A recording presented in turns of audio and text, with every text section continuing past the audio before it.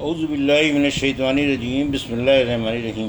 الحمد للہ رب العالمین، والصلاة والسلام علی سید المرسلین و خاتم النبیین، اما بعد۔ صحیح بخاری، باب کتاب التفسیر، حدیث نمبر 4529، اردو ترجمہ۔ اللہ تعالیٰ کا ارشاد: اور جب تم عورتوں کو طلاق دے چکو اور پھر وہ اپنی مدت کو پہنچ چکیں تو تم انہیں اس سے مت روکو کہ وہ اپنے پہلے شوہر سے پھر نکاح کر لیں۔ اس آیت کا شان نزول حدیث ذیل میں مذکور ہے۔ ہم سے عبید اللہ بن سعید نے بیان کیا، کہا ہم سے ابو عامر عقدی نے بیان کیا، کہا ہم سے عباد بن راشد نے بیان کیا، کہا ہم سے حسن نے بیان کیا، کہا کہ مجھ سے معقل بن یسار رضی اللہ عنہ نے بیان کیا۔ انہوں نے بیان کیا کہ میری ایک بہن تھی، ان کو ان کے پہلے خاوند نے نکاح کا پیغام دیا۔ دوسری سند اور ابراہیم بن تمہان نے بیان کیا، ان سے یونس نے، ان سے امام حسن بصری نے اور ان سے معقل بن یسار رضی اللہ عنہ نے بیان کیا۔ تیسری سند اور امام بخاری نے کہا کہ ہم سے ابو معمر نے بیان کیا، کہا ہم سے عبد الوارث نے بیان کیا، کہا ہم سے یونس نے بیان کیا اور ان سے امام حسن بصری نے کہ معقل بن یسار رضی اللہ عنہ کی بہن کو ان کے شوہر نے طلاق دے دی تھی، لیکن جب عدت گزر گئی اور طلاق بائن ہو گئی تو انہوں نے پھر ان کے لیے پیغام نکاح بھیجا۔ معقل رضی اللہ عنہ نے اس پر انکار کیا، مگر عورت چاہتی تھی تو یہ آیت نازل ہوئی کہ تم انہیں اس سے مت روکو کہ وہ اپنے پہلے شوہر سے دوبارہ نکاح کر لیں۔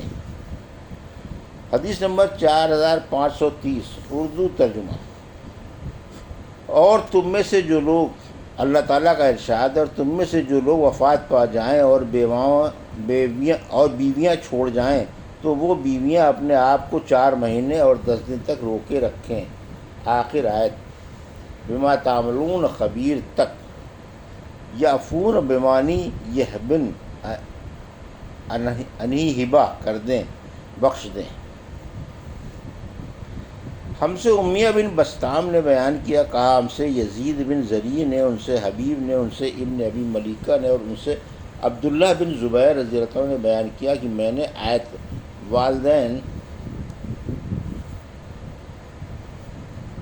آیت والذین یطوفون منکم، یعنی اور تم میں سے جو لوگ وفات پا جائیں ہیں اور بیویاں چھوڑ جاتے ہیں، کے متعلق عثمان رضی اللہ عنہ سے عرض کیا کہ اس آیت کو دوسری آیت سے نے منسوخ کر دیا ہے، اس لیے آپ اسے مصحف میں نہ لکھیں، یا یہ کہا کہ نہ رہنے دیں۔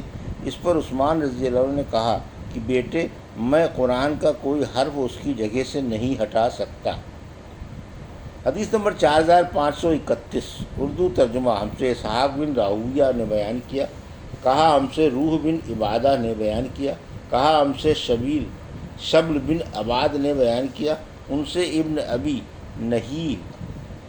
نجیح نے بیان اور ان سے مجاہد نے آیت اور تم میں سے جو لوگ وفات پا جاتے ہیں اور بیویاں چھوڑ جاتے ہیں ان کے بارے میں زمانہ جاہلیت کی طرح کہا کہ عدت یعنی 4 مہینے 10 دن کی تھی جو شوہر کے گھر عورت کو گزارنی ضروری تھی۔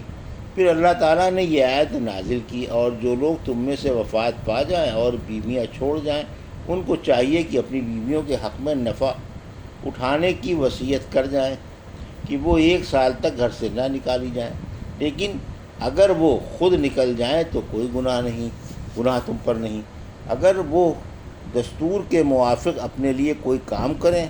فرمایا کہ اللہ تعالیٰ نے عورت کے لیے 7 مہینے اور 20 دن وصیت کے قرار دیے کہ اگر وہ اس مدت میں چاہے تو اپنے لیے وصیت کے مطابق شوہر کے گھر میں ہی ٹھہرے، اور اگر چاہے تو کہیں اور چلی جائے، کہ اگر ایسی عورت کہیں اور چلی جائے تو تمہارے حق میں کوئی گناہ نہیں۔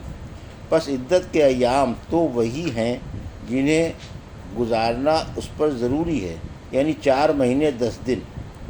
شبل نے کہا، ابن ابی نجیح نے مجاہد سے ایسے ہی نقل کیا ہے، اور عطا بن ابی رباح نے کہا کہ ابن عباس رضی اللہ عنہ نے کہا، اس آیت نے ان سے رسم کو منسوخ کر دیا کہ عورت اپنے خاوند کے گھر والوں کے پاس عدت گزارے۔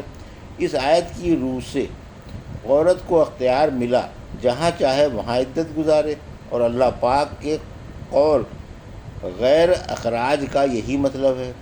عطا نے کہا عورت اگر چاہے تو اپنے خاوند کے گھر والوں میں عدت گزارے اور خاوند کی وصیت کے موافق اسی کے گھر میں رہے، اور اگر چاہے تو وہاں سے نکل جائے، کیونکہ اللہ تعالیٰ نے فرمایا اگر وہ نکل جائیں تو دستور کے موافق اپنے حق میں جو بات کریں اس میں کوئی گناہ تم پر نہ ہوگا۔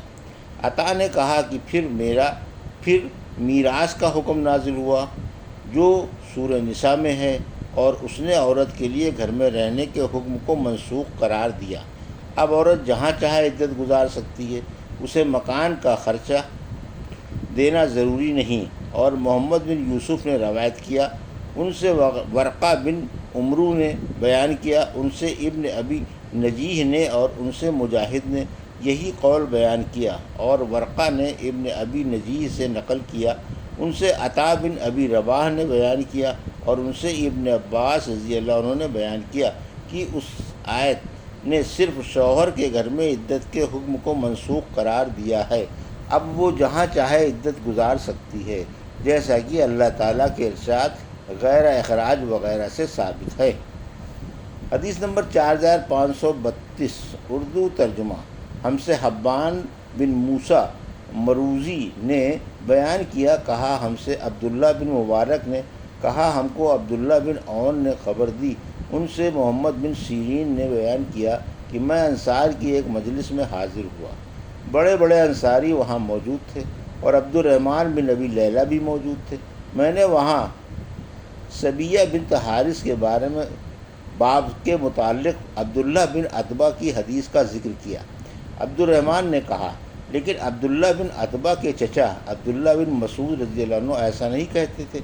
محمد بن سیرین نے کہا کہ میں نے کہا کہ پھر تو میں نے ایک ایسے بزرگ عبداللہ بن عتبہ کے متعلق جھوٹ بولنے میں دلیری کی ہے کہ جو کوفے میں ابھی زندہ موجود ہے۔ میری آواز بلند ہو گئی تھی۔ ابن سیرین نے کہا کہ پھر جب میں باہر نکلا تو راستے میں مالک بن عامر یا مالک بن عوف نے میری ملاقات ہو گئی۔ راوی کو شک ہے یہ ابن مسعود رضی اللہ عنہ کے رفیقوں میں سے تھے۔ میں نے ان سے پوچھا کہ جس عورت کے شوہر کا انتقال ہو جائے اور وہ حمل سے ہو تو ابن مسعود رضی اللہ عنہ اس کی عدت کے متعلق کیا فتویٰ دیتے تھے؟ انہوں نے کہا کہ ابن مسعود رضی اللہ عنہ کہتے تھے کہ تم لوگ اس حاملہ پر سختی کے متعلق کیوں سوچتے ہو؟ اس پر آسانی نہیں کرتے، اس کو لمبی عدت کا حکم دیتے ہو۔ سورہ نساء چھوٹی، سورہ طلاق لمبی، سورہ نساء کے بعد نازل ہوئی ہے۔ اور ایوب سختیانی نے بیان کیا، ان سے محمد بن سیرین نے کہ میں ابو عطیہ مالک بن عامر سے ملا۔ حدیث نمبر 4533 اردو ترجمہ۔ اللہ تعالیٰ کا ارشاد ہے، سبھی نمازوں کی حفاظت رکھو اور درمیانی نماز کی پابندی خاص طور پر لازم پکڑو۔ ہم سے عبداللہ بن محمد مسندی نے بیان کیا، کہا ہم سے یزید بن ہارون نے بیان کیا، ان سے حشام بن حسان نے بیان کیا، ان سے محمد بن سیرین نے، ان سے عبیدہ اور ان سے حضرت علی رضی اللہ عنہ نے بیان کیا کہ نبی کریم صلی اللہ علیہ وسلم نے فرمایا۔ دوسری سند امام بخاری رحمۃ اللہ علیہ نے کہا کہ مجھ سے عبد الرحمن بن بشر بن حکم نے بیان کیا، کہا ہم سے یحییٰ بن سعید قطان نے بیان کیا، ان سے حشام بن حسان نے کہا کہ مجھ سے محمد بن سیرین نے بیان کیا، ان سے عبیدہ بن عمرو نے اور ان سے علی رضی اللہ عنہ نے کہ نبی کریم صلی اللہ علیہ وسلم نے غزوہ خندق کے موقع پر فرمایا تھا، ان کفار نے ہمیں درمیانی نماز نہیں پڑھنے دی یہاں تک کہ سورج غروب ہو گیا، خدا ان کی قبروں اور گھروں کو یا ان کے پیٹوں کو آگ سے بھر دے۔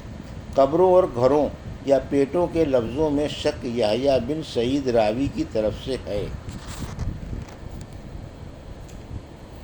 یہ تھی صحیح بخاری باب کتاب التفسیر کی حدیث نمبر 4529 سے 4533 کا اردو ترجمہ جو ابھی آپ نے سماعت فرمایا۔ اللہ سے دعا ہے کہ اللہ ہمیں ان حدیثوں کی صحیح سمجھ عطا فرما اور ان پر عمل کرنے کی توفیق عطا فرما، آمین یا رب العالمین۔